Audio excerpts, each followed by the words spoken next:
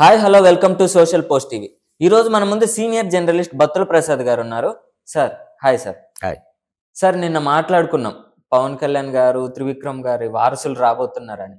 మరి అదే తరహాలో మన బాలయ్య బాబు కొడుకు మోక్షజ్ఞ కూడా ఎంట్రీ ఇవ్వబోతున్నాడని న్యూస్ వస్తుంది. మరి దాని గురించి చెప్పండి సార్. మోక్షజ్ఞ ఎప్పుడో రావాల్సింది, లేట్ అయింది, చాలా లేట్ అయింది. మరి ఎందుకు లేట్ అయిందో తెలియదు, మరి అతనికి ఇంట్రెస్ట్ ఉందో లేదో తెలియదు. అయితే ఆ మధ్య వార్తలు వచ్చినాయి కదా, ఒక సినిమా కూడా ప్రకటించడం జరిగింది. ఇది ఆదిత్య 369 ఉంది కదా, మన బాలయ్య బాబు చేసింది. అదే టైటిల్తో ఆదిత్య 999 అని పెట్టి ఈయనను ఇంట్రడ్యూస్ చేద్దామని బాలయ్య బాబు అనుకుంటున్నాడు అనే వార్తలు వచ్చినాయి.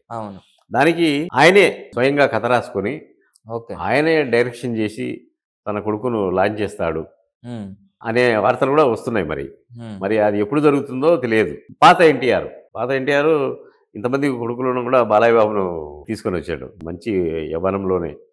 అది కాకుండా ఆయన ముఖ్యమంత్రి అయినప్పుడు కూడా ఈయన అంత బిజీలో ఉండి కూడా బాలకృష్ణకు ఎవరైనా కథ చెప్పడానికి వస్తే ఆయనే విని నిర్ణయం తీసుకునేవాడంట.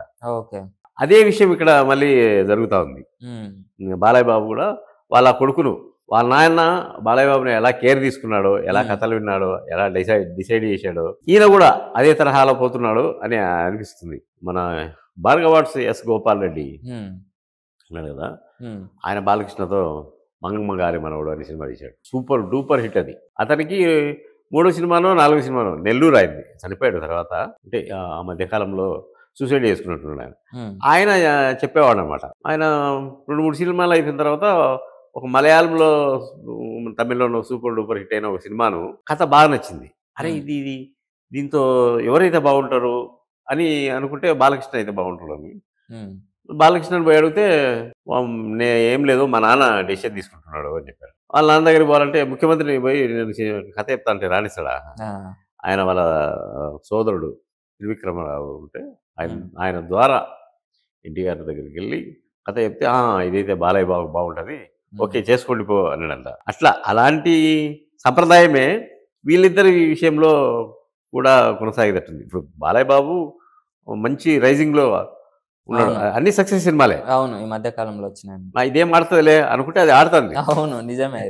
ఎవరికి లేవండి సక్సెస్, అంత క్రేజ్ కూడా ఎవరికి లేదు.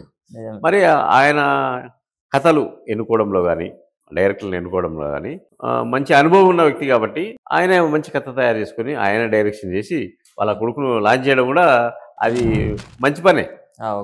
వేరే వాళ్ళకి ఇచ్చి అది ఏదన్నా వాళ్ళ మీద నిందలేయడం అవన్నీ లేకుండా వాళ్ళ నాన్న ఎట్లా ఆయన్ను పరిచయం చేశాడో ఆయన కూడా వాళ్ళ కొడుకును పరిచయం అనేది నందమూరి అభిమానులకు మంచి శుభవార్త అనే చెప్పుకోవాలి. Okay sir. Okay, thank you sir. మంచిది.